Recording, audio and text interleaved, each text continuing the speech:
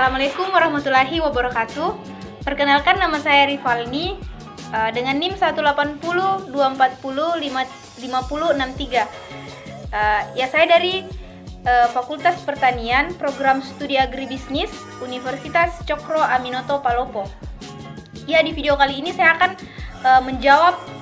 menjawab soal ujian tengah semester dari mata kuliah Manajemen Sumber Daya Manusia oleh dosen pengampu Dr. Marlina SPD MPD. Ya, langsung saja. Soal yang pertama, apa sih itu manajemen sumber daya manusia? Manajemen sumber daya manusia itu adalah suatu fungsi dalam sebuah perusahaan atau organisasi yang fokus pada kegiatan rekrutmen, pengelolaan, dan pengarahan untuk orang-orang yang bekerja di dalam perusahaan tersebut. Kemudian yang kedua, apa yang dimaksud dengan perencanaan sumber daya manusia? Perencanaan sumber daya manusia itu adalah suatu proses analisis atau identifikasi yang dilakukan oleh sebuah organisasi terhadap kebutuhan akan sumber daya manusia, sehingga organisasi tersebut dapat mengambil langkah yang akan diambil untuk mencapai tujuannya. Baik, yang selanjutnya saya akan menguraikan tentang proses-proses perencanaan manajemen sumber daya manusia. Dalam proses perencanaan manajemen sumber daya manusia itu dibagi menjadi 3 tahap. Tahap yang pertama itu adalah peramalan terkait penambahan dan pengurangan tenaga kerja. Tujuan utama dari proses ini adalah untuk memprediksi di area mana organisasi yang perlu penambahan dan pengurangan tenaga kerja. Kemudian dalam tahap ini ada 3 langkah yang perlu diperhatikan. Yang pertama itu adalah penentuan permintaan tenaga kerja. Kemudian yang kedua, penentuan penawaran tenaga kerja. Yang ketiga itu penentuan penambahan dan pengurangan tenaga kerja. Selanjutnya, tahap yang kedua itu adalah penentuan tujuan dan perencanaan strategi. Tujuan dari penentuan tujuan kuantitatif yang spesifik ini adalah untuk memfokuskan perhatian pada masalah dan memberikan contoh untuk menentukan keberhasilan dari suatu program. Kemudian tahap yang ketiga ini tuh adalah penerapan program dan evaluasi. Tahap yang terakhir dari proses perencanaan manajemen sumber daya manusia ini adalah evaluasi. Pada tahap ini, organisasi perlu memeriksa apakah perusahaan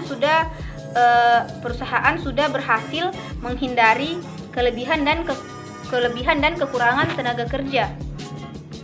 Kemudian saya akan menjelaskan fungsi dari perencanaan sumber daya manusia. Fungsi dari perencanaan sumber daya manusia adalah upaya sadar dalam pengambilan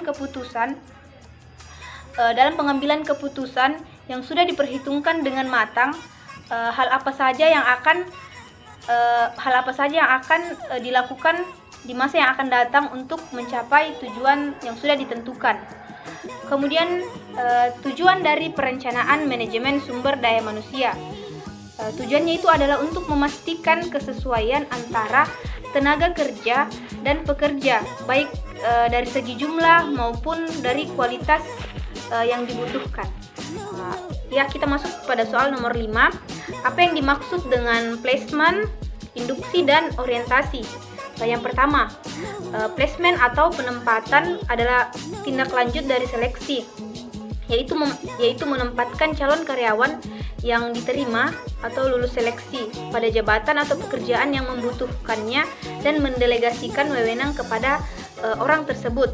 Kemudian induksi adalah kegiatan untuk mengubah perilaku karyawan baru supaya dapat menyesuaikan diri dengan tata tertib yang ada di perusahaan.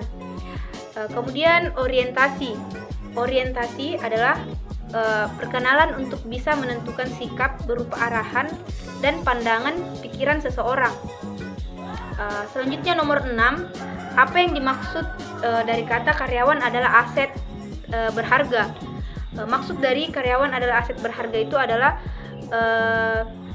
karena karyawan memiliki peran yang penting dalam pengembangan perusahaan, seperti meningkatkan daya saing perusahaan, memberikan inovasi baru, dan menjaga citra perusahaan.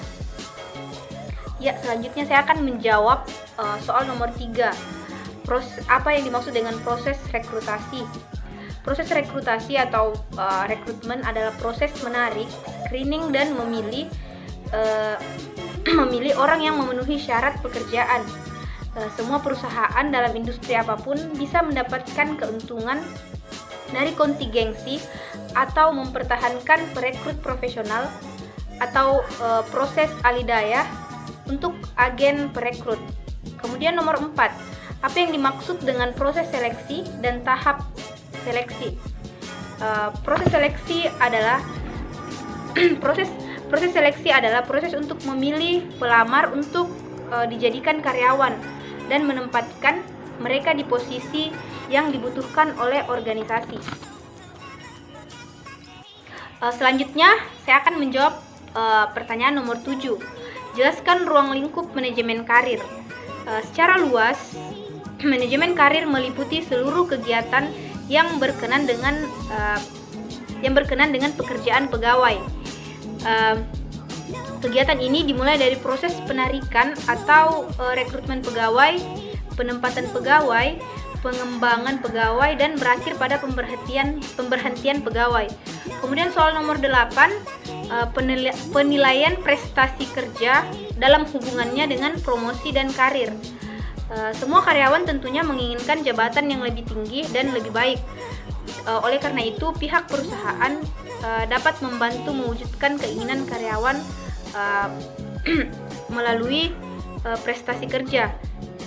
Tindak lanjut dari prestasi kerja ini adalah promosi jabatan.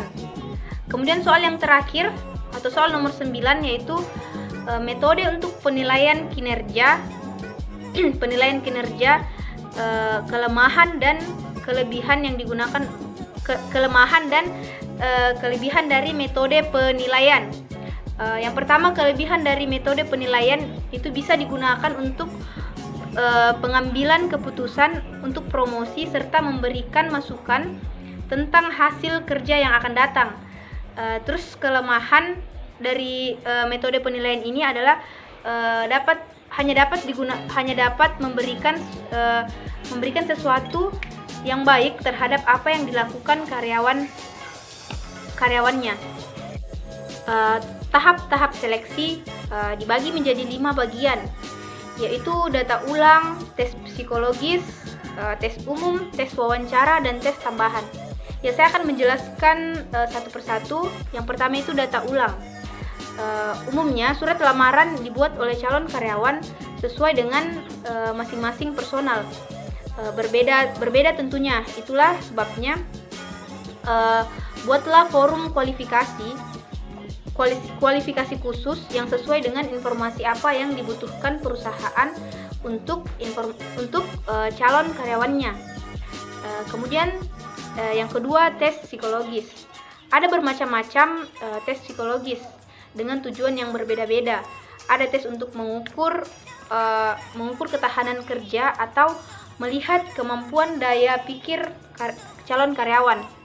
Kemudian tes yang ketiga adalah tes umum. Tes ini mulai jarang diberikan kecuali untuk karyawan yang akan dialokasikan untuk menduduki jabatan tertentu. Kemudian yang keempat, wawancara. Pada tes wawancara, perusahaan tentunya pasti menanyakan mengenai pengalaman kerja, kemudian dari mana dia berasal atau menanyakan tentang keluarganya. Kemudian yang kelima, tes tambahan. Biasanya keempat tahap yang tadi sudah saya jelaskan itu sudah cukup. Namun jika suatu perusahaan merasa belum bisa memutuskan kandidat, maka perusahaan tersebut bisa meminta mereka membuat analisa SWOT atau memberikan berkaitan dengan usaha dari perusahaan tersebut.